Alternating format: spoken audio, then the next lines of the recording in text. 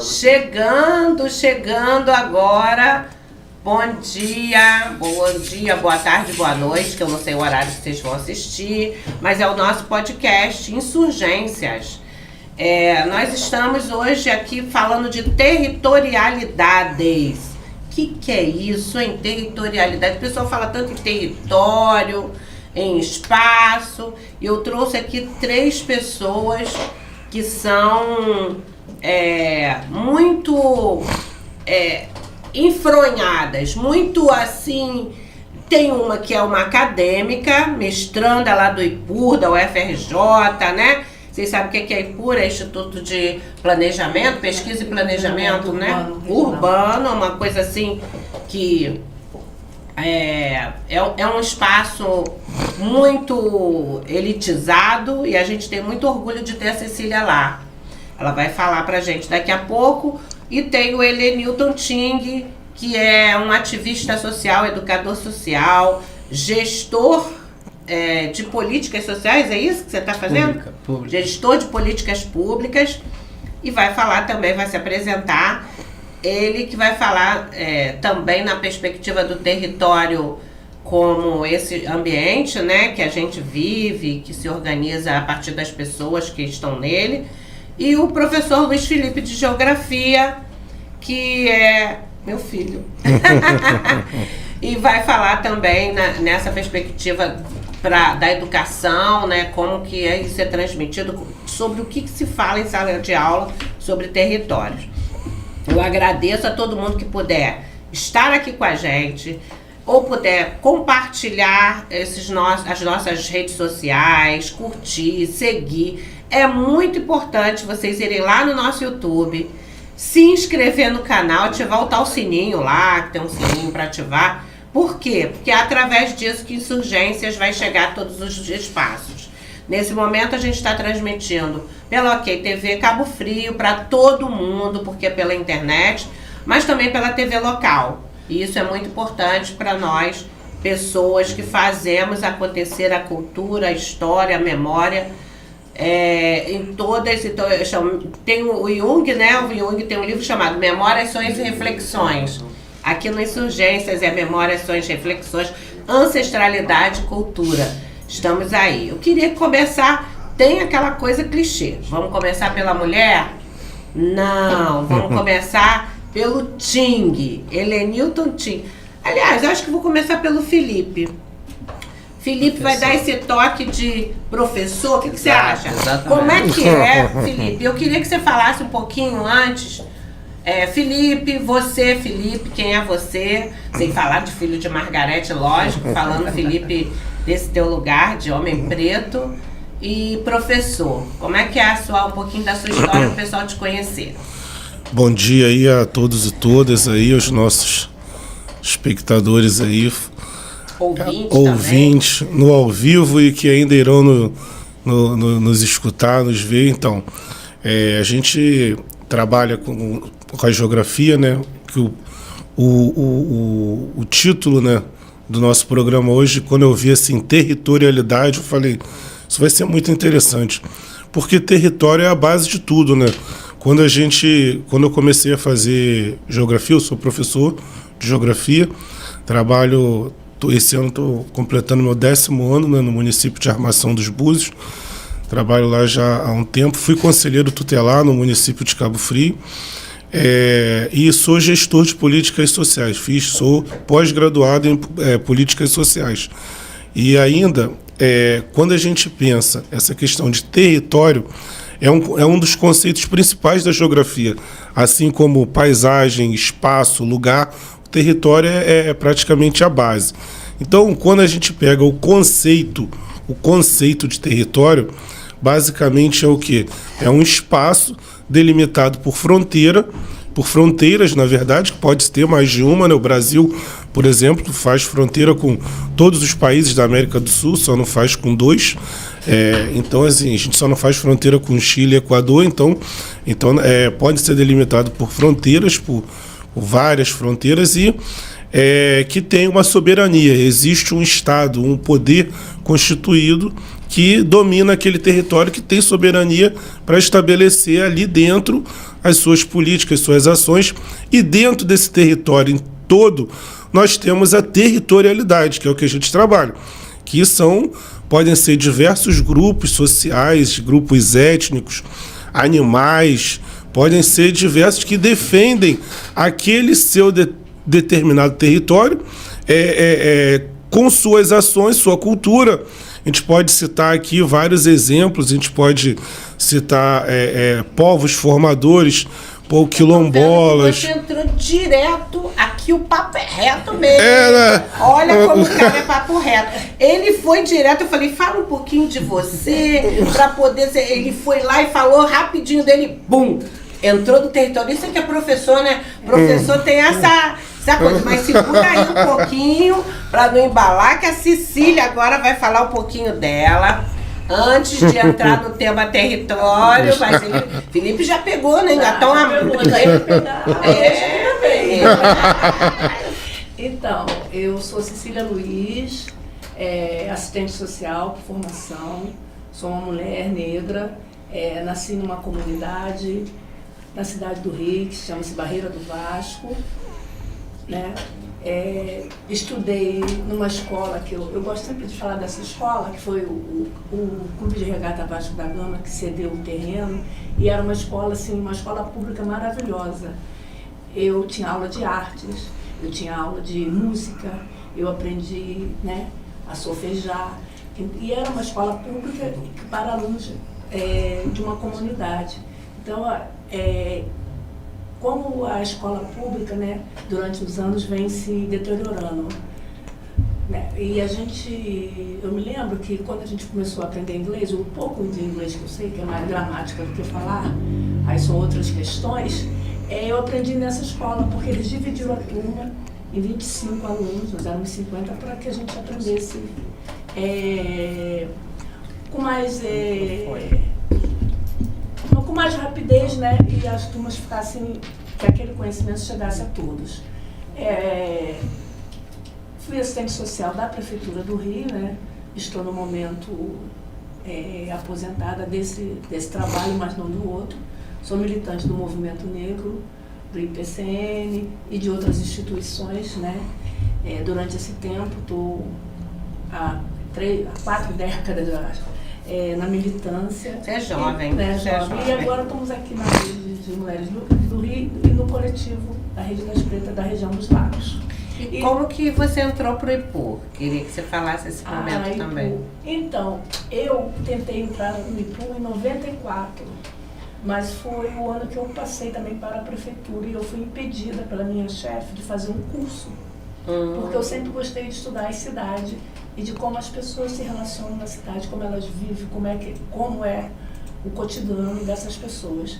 E essa minha chefe, né, a superintendente, eu morava em São Cristóvão, na Barreira do Vasco, que era no bairro São Cristóvão, bairro Imperial, abandonado, e ela me transfere para Santa Cruz, que é o último bairro do Rio. Caramba! Então, inviabilizou, eu tinha passado na prova, não no mestrado, mas eu tinha passado numa pós-graduação, de um curso de extensão. E eu sempre persegui fazer esse mestrado em cidades. Passou o tempo, né, e me aposentando, eu falei, eu vou estudar para passar para o IPU. E o IPU promove, ele tem ações afirmativas, ele promove um curso para negros e indígenas, né, para capacitação para o mestrado. Eu fiz esse curso e passei na prova, né, de seleção. Aí não tinha bolsa, aí depois ganhei uma bolsa só por 9 meses, mas estou lá realizando um sonho que já caminhou há algum tempo. Aí é bacana, porque a gente fala assim, olha, cuidado com aquilo que deseja. Obrigada por quem está entrando aqui. Super obrigado, Melissa, Cristiane, a Cris de Tamoios, Guilherme, Joel Marques, o pessoal que está entrando, mais que vai assistir a gente quando tiver aí as divulgações. Mas compartilhem essa história, compartilhem o nosso podcast, para que a gente possa ter cada vez mais pessoas ouvindo essas mensagens bacanas. A Cecília falava aqui agora do sonho dela de entrar pro IPU, e eu falo, cuidado com aquilo que deseja, porque você vai conseguir.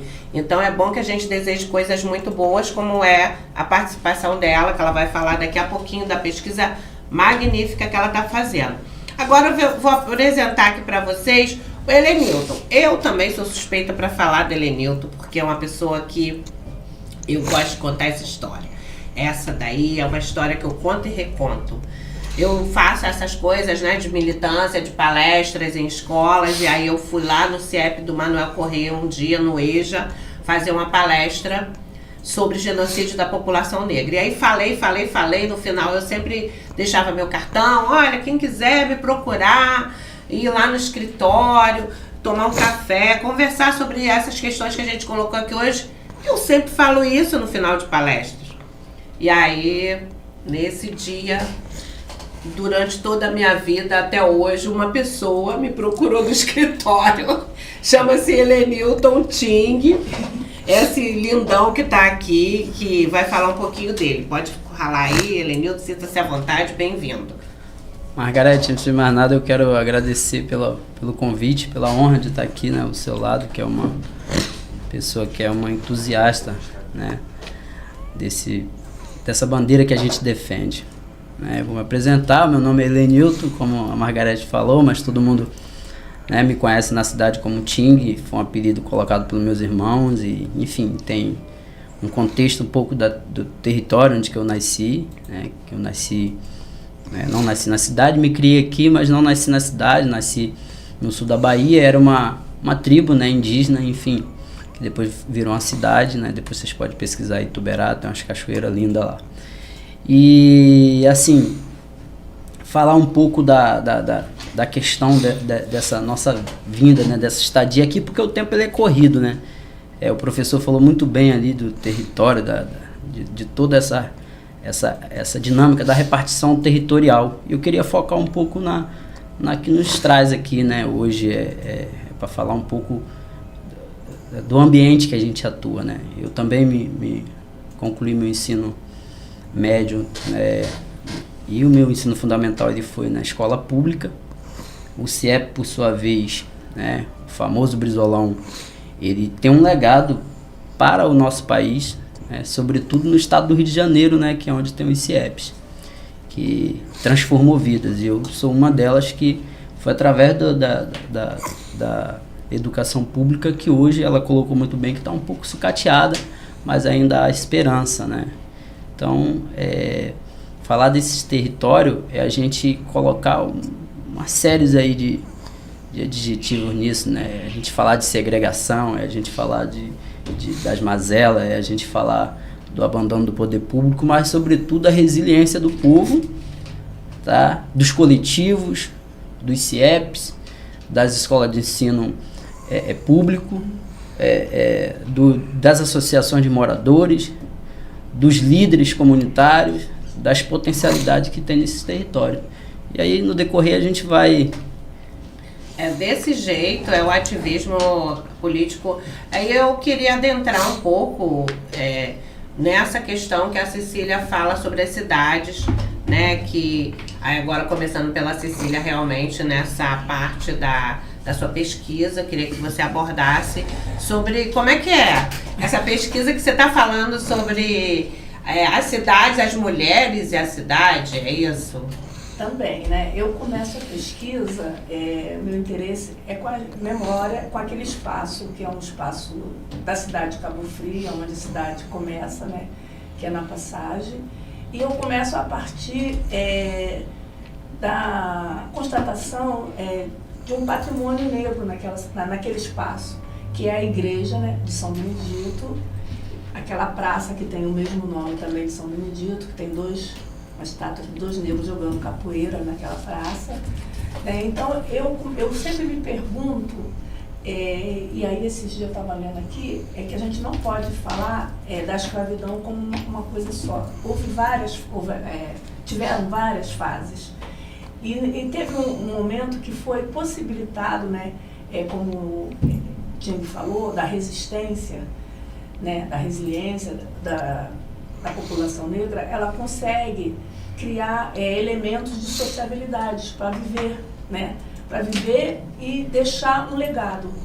Então eu fico me perguntando, né, num processo de escravidão, os negros que foram escravizados, eles conseguem construir uma igreja, né, com os meios próprios, com recursos próprios. Essa igreja não é só uma igreja, ela é uma irmandade, ela vira uma caixa de assistência, ela compra alforrias e ela provoca novas sociabilidades daquela população, né, que eles vão estar criando cultura, um espaço diferenciado do que aquele que é dado pelo esse processo do escravismo.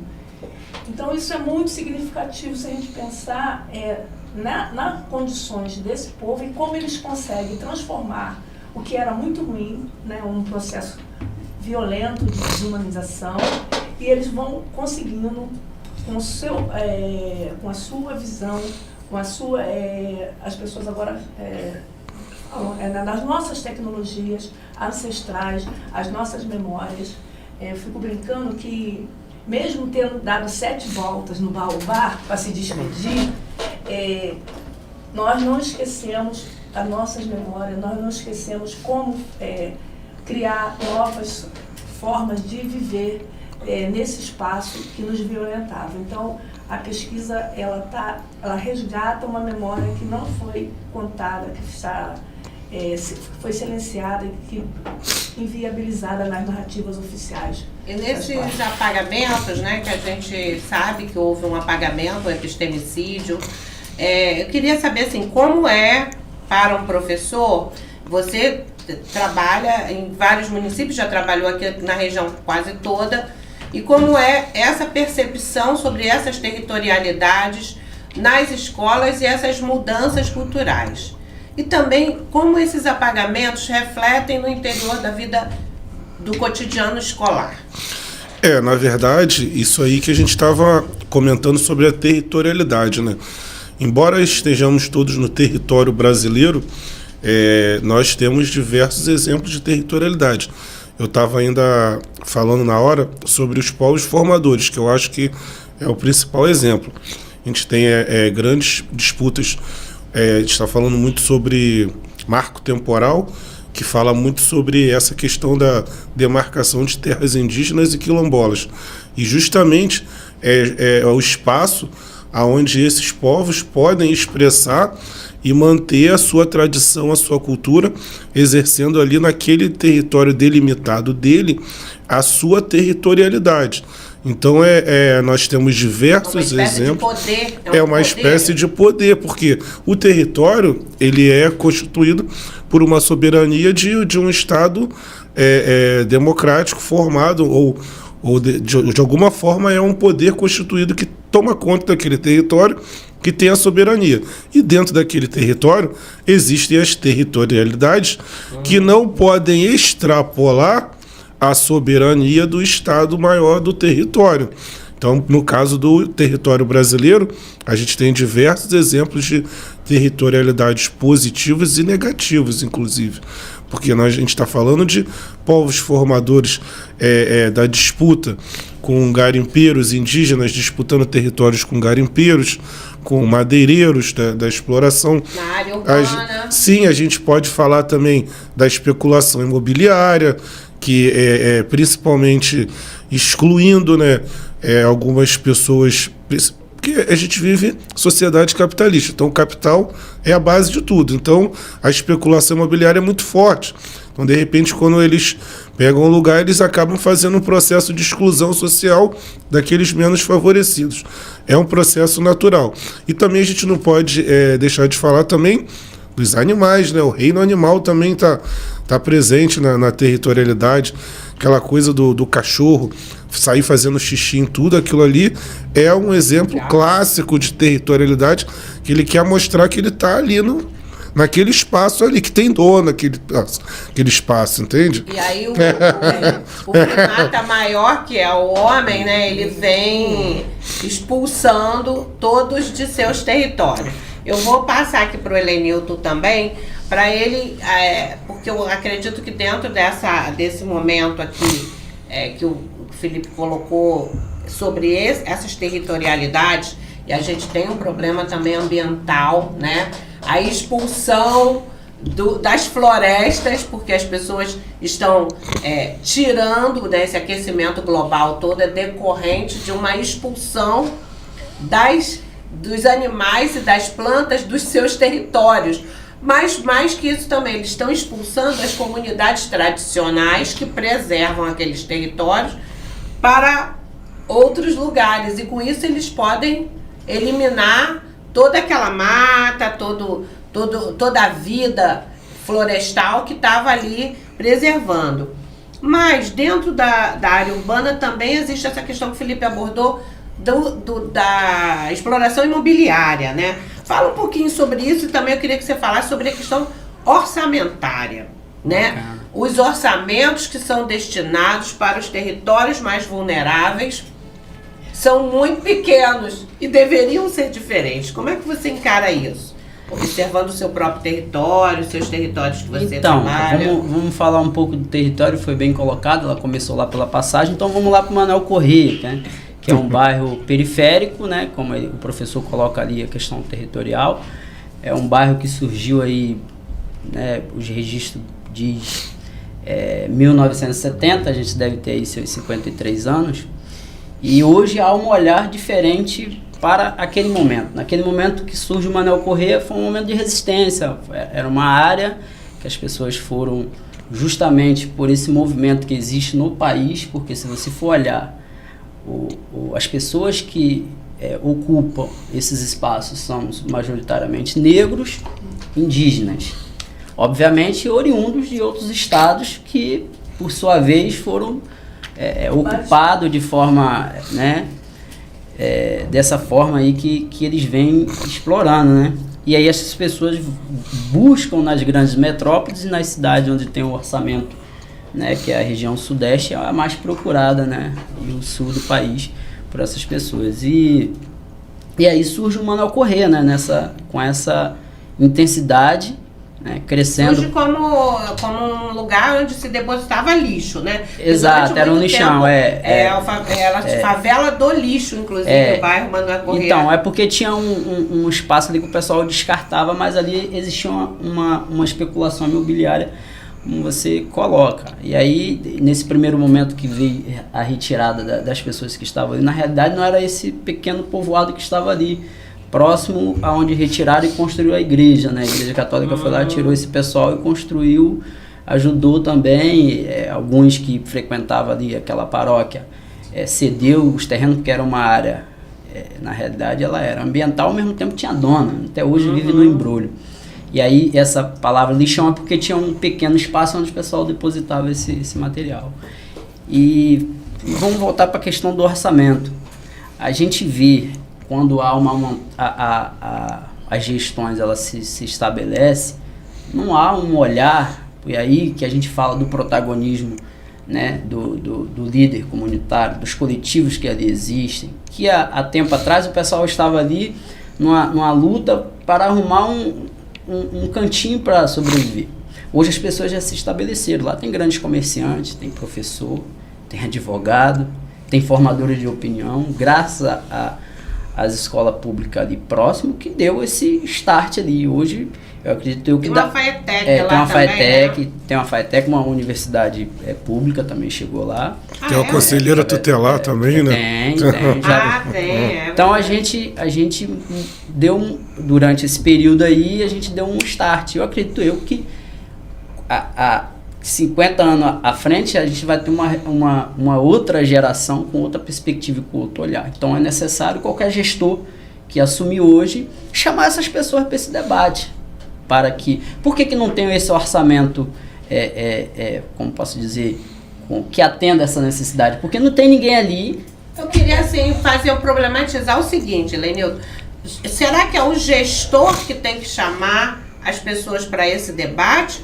Ou será que nós que temos que estabelecer um debate a partir de nós mesmos, nas comunidades, para que o gestor preste atenção nessas pessoas? Fala aí, Cecília. Não, olha só. Como é que é essa questão que você também colocou, da questão tecnológica? Porque nós sabemos que, aí eu vou problematizando mesmo, a ocupação desses espaços, desses territórios, por pessoas negras, migrantes da Bahia, quando o Nordeste vinha para o Sudeste, que agora vai para o Sudeste que tu vai para o Nordeste, ainda mais com o ministro do Supremo agora, né, Dino, e aí a gente tem que pensar assim, como é que é isso se nós tínhamos tantas tecnologias, os negros e negras que foram escravizados tinham tanto, como é que foi isso?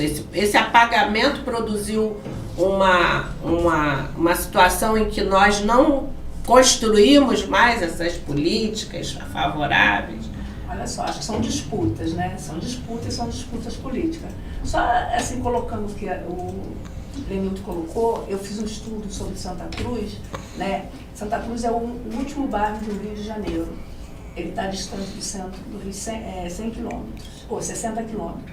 E há 10 anos atrás ele estava há 100 anos atrás em relação à Lagoa, que é outro bairro da cidade do Rio de Janeiro.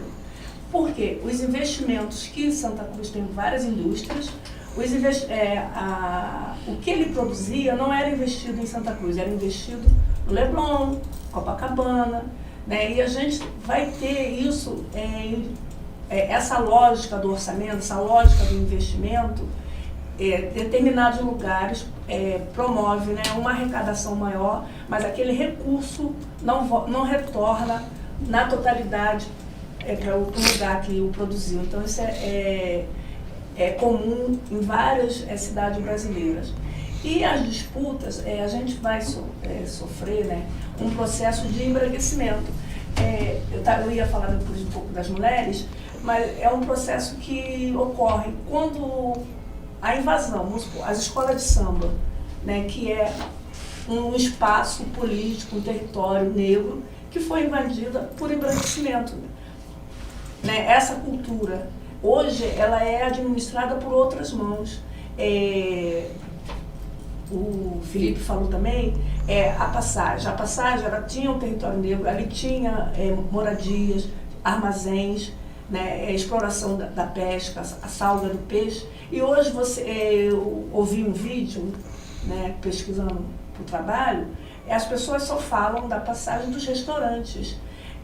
Vai sofrer um processo de embranquecimento daquele espaço e de expulsão dos moradores originários. Não uma expulsão oficial, mas os preços aumentam artificialmente quando se investe numa estrutura que aí os impostos daquele lugar deve ser um dos impostos mais caros daqui da cidade, e aí inviabiliza a permanência de outros moradores. Então vai mudando.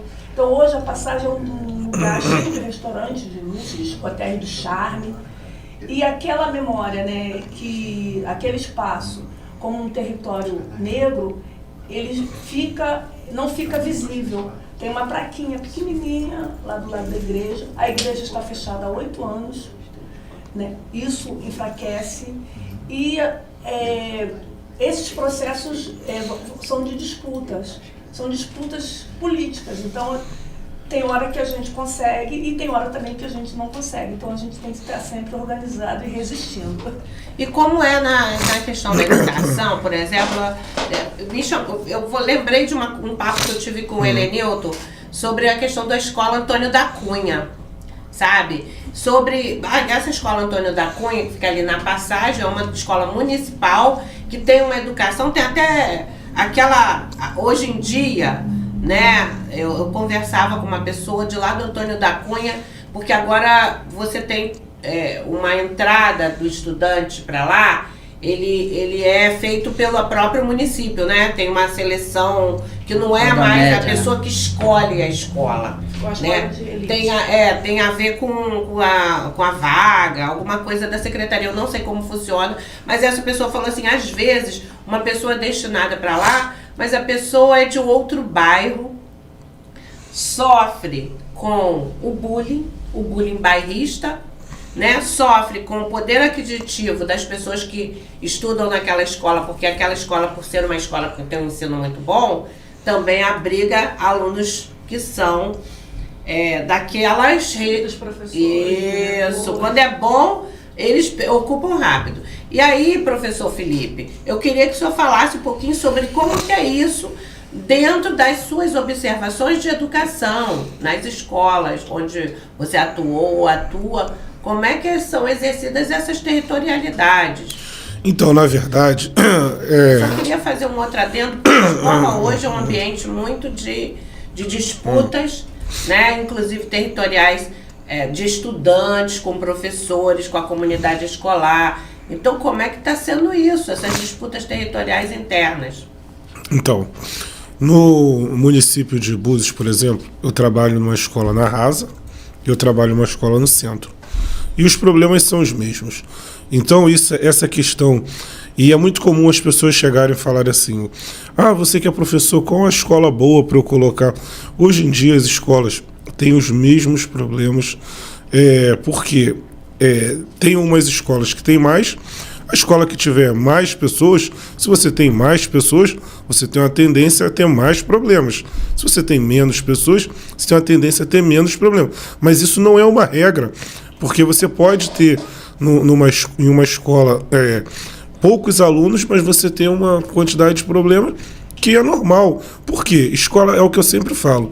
Escola pública é um espaço onde você vai encontrar todos os tipos de problema, desde o abandono afetivo em casa. Então, os alunos que tem alunos que passam fome, tem alunos que os pais já têm uma condição melhor e optam em colocarem na escola pública para darem outros privilégios, e tem outros que necessitam, que não tem outra escolha a não ser a escola pública. Então você tem dentro de um espaço essa pluralidade. E aí você tem esses problemas que, de certa forma, acabam eclodindo, como racismo, como bullying e diversos outros, agressões, muitas das vezes sendo reflexo do que os alunos vivem e trazem.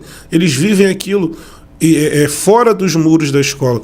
E muitas das vezes eles trazem por seu espaço de convivência, que ele passa a maior parte do dia. O aluno hoje ele passa praticamente 4, 5 horas dentro da escola. Então, eu acredito que ele não passa tanto tempo assim em outro espaço que não seja a escola de interação social. Então, ali é onde ele tem o espaço para extravasar ou para sofrer. Então, a escola hoje está muito plural nesse quesito social positivo e negativo. E é óbvio que às vezes a gente... eu já dei aula em Rio das Ostras, São Pedro da Aldeia, Búzios, Cabo Frio. E, na verdade, quando você começa a depurar assim, uma espécie de passar na peneira, você encontra os mesmos problemas. E para os pais, Helenilton, você tem um filho, né? Tem. Idade escolar, Tem uma filha. Então, como é que é isso para os pais no sentido desse ambiente? Os seus filhos estudam lá no bairro? Um estuda na Deodoro e o outro estuda em uma escola. O maior estuda em uma escola aqui no Portinho, uma escola particular, porque ele estava muito atrasado. A gente procurou investir, porque ele já tem 12 anos. A gente procurou dar uma forçada, senão o tempo passa e a gente não consegue. Isso, e por um motivo de colocar lá, assim, na visão de pai, e em cima de pesquisa que eu estava fazendo, o Antônio da Cunha, ele aparece lá no topo das melhores. Isso não sou eu falando. Aqui, ó. União das Informações, né? É o Enem e o IDEB. E o INEP. Ele fala de... nós temos algumas escolas que aparece... A pesquisa é as melhores escolas e o rendimento dela, né? Aparece o Antônio da Cunha no topo, né? Diga-se lá na passagem. E o Manuel Correia, que é o Temira Palmer, é a última. Então... tem essa questão que o professor coloca na visão de professor e eu olho numa visão mais macro da coisa, que é realmente um racismo. Existe sim. Porque se você for olhar a grade escolar, curricular do Antônio da Cunha, é diferente do Temira. Entendeu? E aí você falou de número. Deixa eu falar um pouco de número. Quando você fala de número, que a escola maior ela tem um problema. Se você for olhar número de aluno do Temira, não chega a 200. Se tiver 100, 150, são muitos. Então, existe aí uma situação que é necessário avaliar. né, esse na visão de pai e dados que eu fui buscar. Eu quero também fazer a colocação. Eu não posso perder esse feeling aí, vamos lá. porque é muito interessante essa análise, porque é justamente isso. Eu, por exemplo, eu me coloquei, né? Eu dou aula na escola na Rasa e na escola no centro de Búzios. Então, e por coincidência, as duas são escolas de ensino médio. Então, primeiro, segundo e terceiro ano do ensino médio. Então, a matéria que eu dou lá na Rasa é a mesma que eu dou no centro. Então, assim, eu não posso classificar que assim, não sendo corporativista, claro, mas que o problema está no professor. Porque o trabalho que eu tenho, assim, porque a gente pensa, o trabalho que a gente faz em uma área, a gente faz em outra, mas é o que eu coloquei.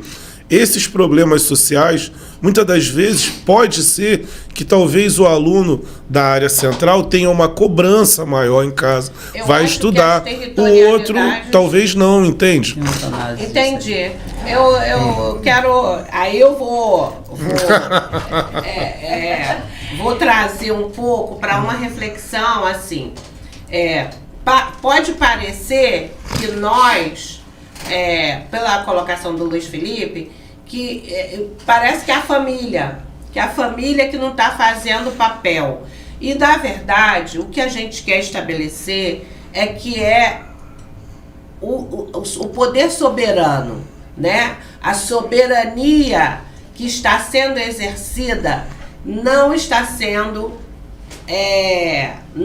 contemplando. Uma coisa é você ir lá e botar um equipamento escolar num bairro, dotar esse equipamento de professores, material, e não haver um comprometimento com as territorialidades, porque a territorialidade aí é que o grande gancho da diferença. Assim, houve um comentário do Helenilton, que é a questão, Helenilton Ting, que é a questão de como assim, os governos têm que nos chamar. Eu já entendo que nós que temos que ir para cima dos governos cobrar, né? Nós vamos ter que nos organizar e partir para cima. Se a gente está com o Temira Palmer nessa posição, qual é esse diagnóstico? Eu pergunto para a secretária de Educação, a secretaria, né? O instituto. A gente está falando não de pessoas, mas de instituições. É bom que a gente esclareça. Então, Cecília, como é que seria isso no papel de mulher? Porque assim, eu vou falar que se uma mãe, porque as pessoas têm mania de dizer isso, se o meu filho é machista, a culpa é minha que criei esse machista. Como é que é isso? Parecia que o Felipe colocou de uma certa forma que pode ser que o Temira, por causa da cobrança que existe, eu queria um pouco desconstruir essa forma da gente tratar, Felipe, trazer para esse debate, da gente poder responsabilizar esse comprometimento da escola, né? Como todo, é claro que você no papel de professor tem aquela questão mesmo, como é que eu vou falar, como é que eu vou analisar, não é esse caso. Cecília, vou ficar aqui, problematiza aí. Vai fazer uma brincadeira, né? Metade da população é composta por mulheres e a outra metade é filho dela, né? A culpa é sempre nossa, não é? E eu penso que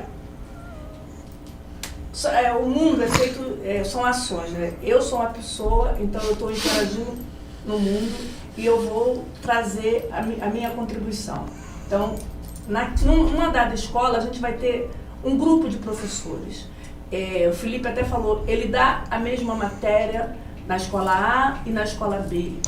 Mas ele sabe que na escola A ou na escola B, os alunos têm mais facilidade para aprender ou não. E penso também, quando você encontra motivações, né? Eu me lembro na turma, a professora fazia uns campeonatos, turma A, turma B, grupos, e o engajamento dos alunos vai modificar a matéria da aula, pode ser a mesma, mas o aprendizado, a forma de interação será outra, são outras pessoas. Só o Felipe que é o mesmo, ele que está andando pelas escolas.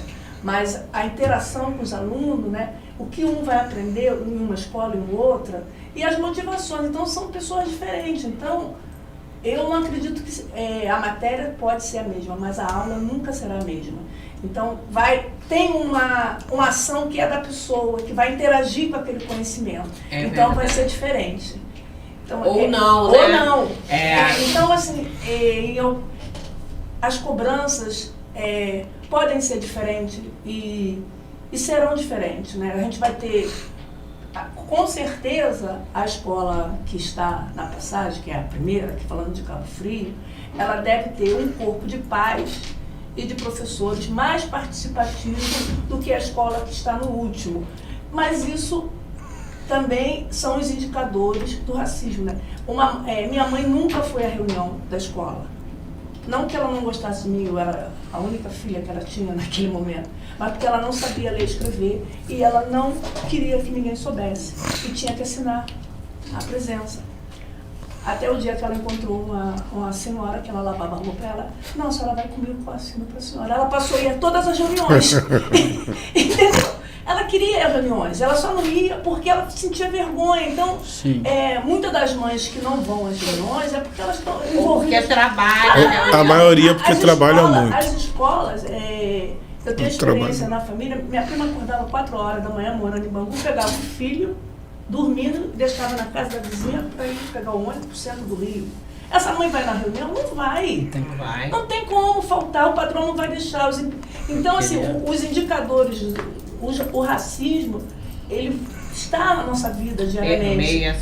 Permeia essas relações. Entendeu? Então, assim, as nossas dificuldades, na maioria das vezes, elas são essas heranças que a gente herdou desse processo de violência, né, de escravidão, e que a gente está tentando modificar. A gente tem vários, a gente constrói muitas coisas, mas são políticas e às vezes quando a gente constrói muitas coisas boas, elas são também tomadas e pervertidas, né? Muda o ângulo para atender todo mundo, né? O Brasil é conhecido por quê? Feijoada, as escolas de samba e outras manifestações. Amazonas.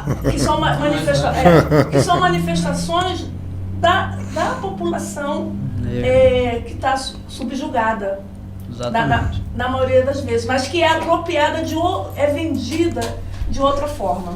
E nós, assim, de certa forma, nós continuamos num lugar onde eles querem que é o fazedor do show que eles vão assistir, como aqueles zoológicos humanos. Nós somos aqueles que eles vão assistir, vão fazer graça. Quando nós nos apropriamos de um lugar onde nós vamos ensinar, nós vamos nos posicionar, nós vamos orientar, nos é apontado um outro lugar, ou então você não está se posicionando. Ontem eu tive uma conversa com um amigo que ele falava sobre, mas às vezes nós não temos compromisso com o horário, com isso, com aquilo. Não é isso, não tem nada a ver. Nós somos pessoas que desenvolvemos habilidades e temos uma memória ancestral que nos traz múltiplos talentos, que nós utilizamos no nosso cotidiano. E isso não tem a ver com uma coisa desse tempo Cronos, que é um tempo Cronos, mas o nosso tempo é um tempo ilimitado, né? O pessoal fala muito do tempo do baiano, né? Que o baiano permite, não. Então, mas eu queria voltar, Luiz Felipe, e aí trazer... voltando aqui, porque a gente acabou o Felipe ficando meio que numa berlinda, né, Felipe? Mas isso é bom pro professor. Mas eu quero ajudar ele. A gente está acostumado. Eu quero ajudar o professor. O professor está acostumado. É o tempo todo, né? É o tempo todo. Mas eu quero ajudar o professor numa análise que eu fiz quando eu falo do mapa. Eu queria falar sobre Lei 10.639, que a gente nunca passa impunemente sobre... Nenhum professor vai passar aqui sobre Lei 10.639, que a gente já está nos 15 minutos finais.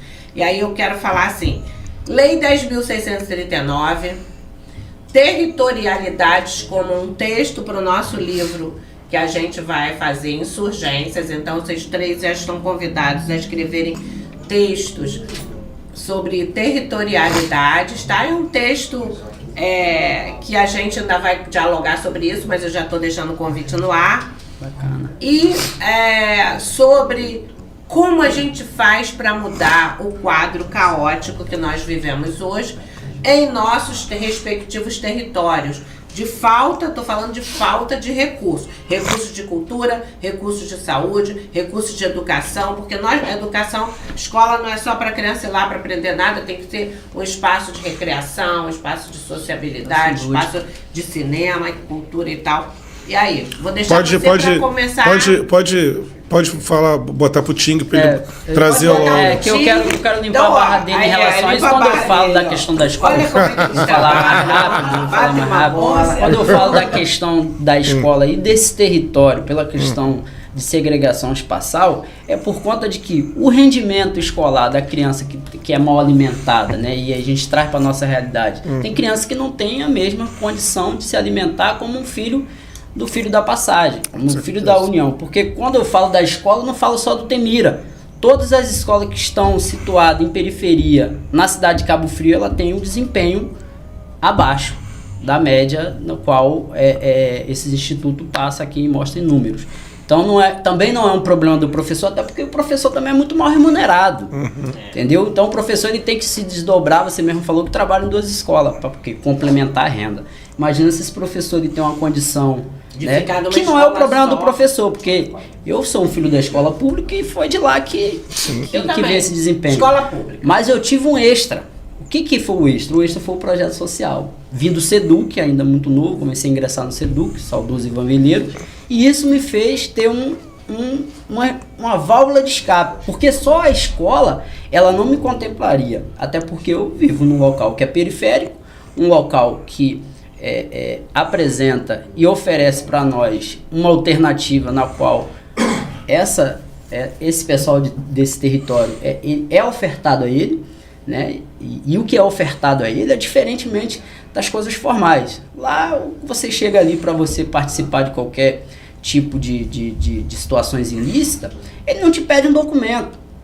O jovem, para ingressar no primeiro emprego, ele te pede, meu irmão, você tem que ter experiência, e o cara que não trabalhou não tem experiência. Então, quando eu venho do SEDUC, o SEDUC ele trabalhava um pouco essa base. Ele ia fazer a conversa com as empresas, preparava esse jovem, porque ele pegava esse jovem cru na sociedade para ingressar no mercado de trabalho. Então ele pega esse jovem, prepara esse jovem e oferece para a empresa um jovem apto, preparado para poder desempenhar qualquer tipo de função. Ia para o fórum, ia para a prefeitura, ia para o mercado, ia para... Eu tenho inúmeros amigos meus, inclusive tem um médico que saiu de lá, e ele é médico, ele foi trabalhar na área da saúde, foi se familiarizando.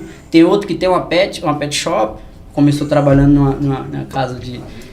Então você acha que uma receita boa, qual seria? O que a gente pode fazer para mudar esses quadros politicamente falando? Então, primeiro de tudo é colocar no orçamento.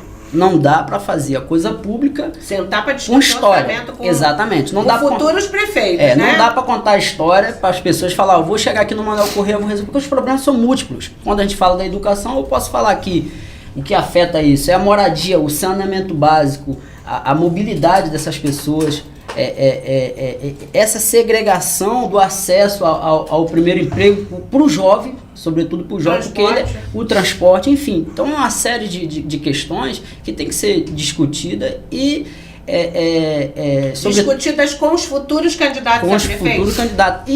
E hoje já se levanta uma discussão, inclusive eu estou fazendo esse movimento no Manuel Corrêa e com outras lideranças também de outras comunidades, para a gente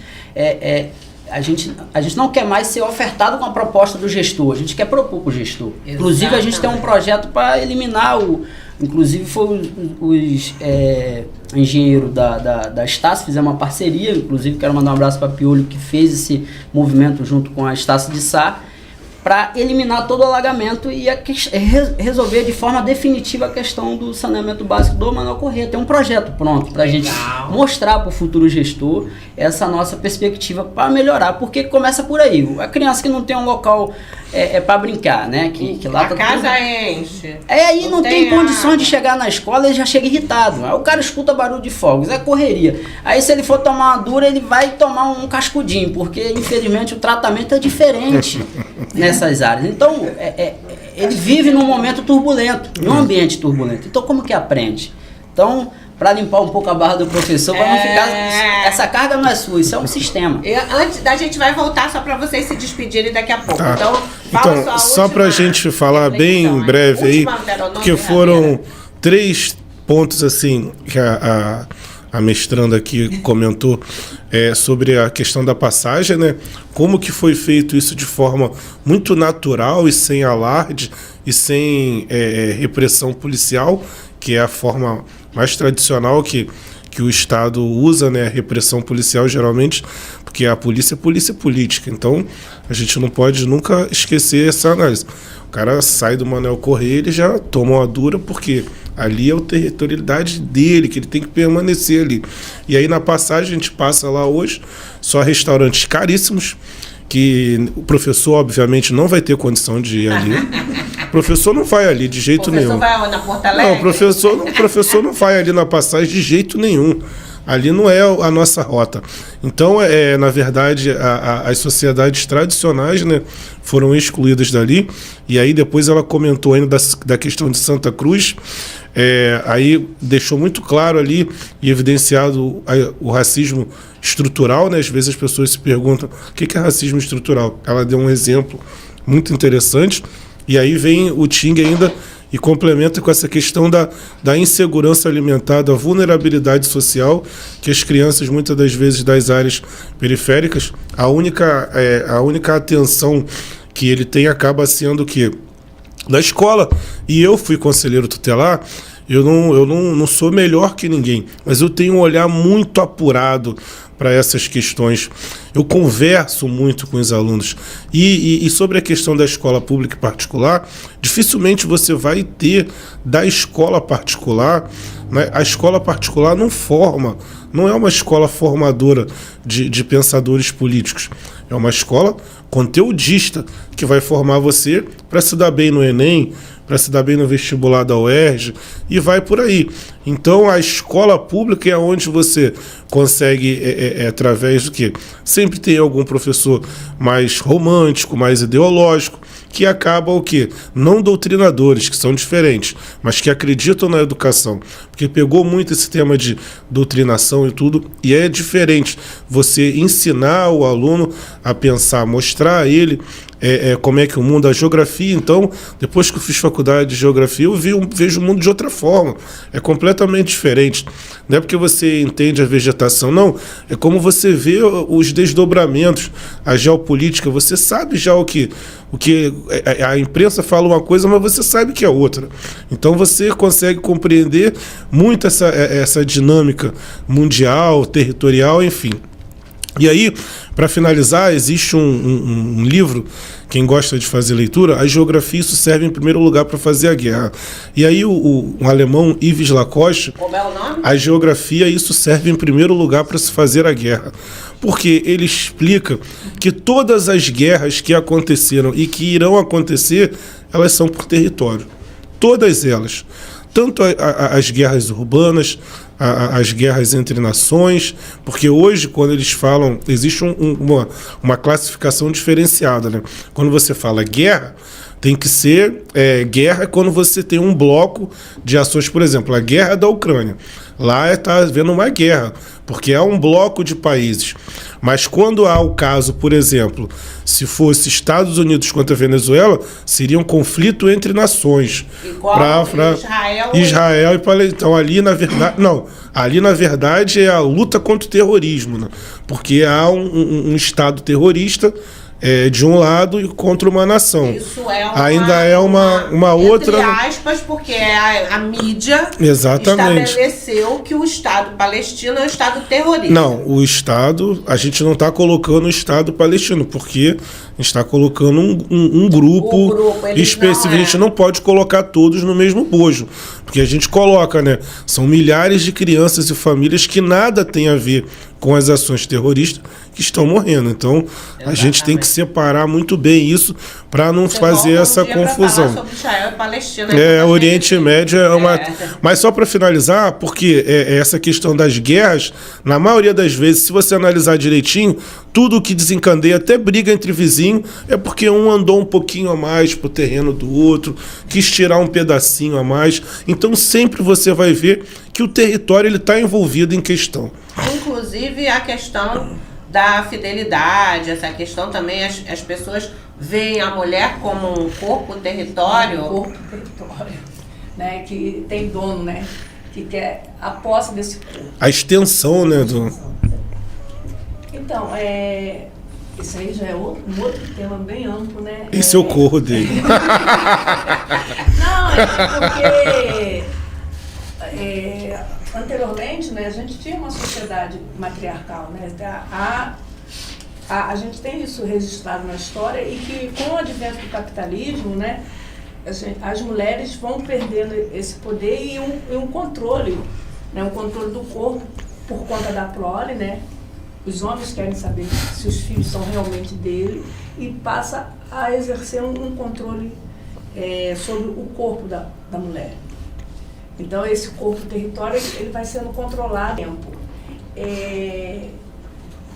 Eu pensei aqui, né, para encerrar, não esse debate, né, mas um debate que a gente observa no final, no pós-escravidão, um pouco antes da escravidão, existiam vários, os negros, eram os negros que trabalhavam, eram as mulheres negras nos tabuleiros, eram os negros para carregar pessoas, para pesca, todo tipo de trabalho que era desenvolvido na sociedade brasileira, né, onde existia um maior número de escravos. Cabo Frio está nessa rota, né, a gente tem um quantitativo de negros bem expressivo nessa cidade.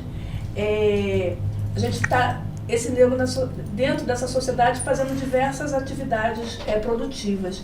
E as mulheres, elas vão ter um papel de organização, né, de trabalho e de provedoras. Muitas das mulheres, elas serão as provedoras. E aí, a professora Ângela estava falando sobre isso, né, Ângela Gutierrez, ela vai falar do papel das tias, né, primeiro as tias, que acolhia aqueles homens que faziam as festas nas suas casas. Depois ela vai falar um pouco do processo das mulheres que vêm do Vale do Café, né, quando o café já vai tendo o declínio, essas mulheres que vão para os subúrbios do Rio e formam as escolas de samba. E a gente vai tendo, eu sempre costumo dizer assim, que Cabo Frio vai tendo, o Rio de Janeiro tem um número maior, um quantitativo elevado, né, de negros, mas a gente tem, proporcionalmente, por tamanho da cidade, também um número bastante elevado. E a gente vai constituindo essas relações em menores escala, mas aqui também. Então a gente vai ter esse movimento, né, de acolhimento, de samba no fundo das casas. Depois a gente vai ter o jongo, outras manifestações. E as escolas de samba, elas exerciam um papel, de lá de trás da Irmandade, era a única instituição que às vezes existia no bairro. Então, para além das atividades recreativas, elas exerciam também um papel de assistência, de orientação e um papel político, sempre um papel político.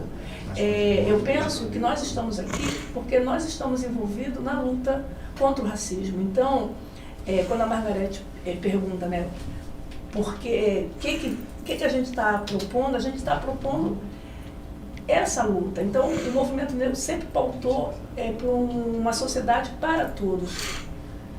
Né? Então, a luta do racismo é que nos move. Então, a gente vai sempre encontrar respostas e outras tecnologias para esse combate.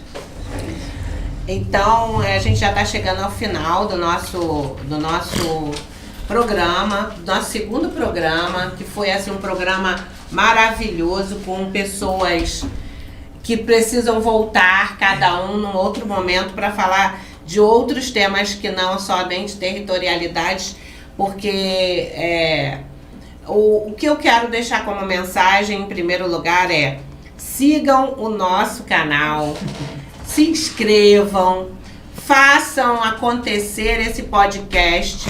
Nós falamos aqui de Cabo Frio, mas territorialidade é para todo mundo, né? Nós estamos, é um tema mundial, em que cada abordagem dessa é uma abordagem que pode se adequar ao seu lugar. Então, saibam que nós precisamos fazer uma reação plural, uma reação múltipla, para que cada um, nós vimos agora de novo o STF, o Lula indicou homem, o Lula indicou homens brancos, indicou para a Procuradoria-Geral também.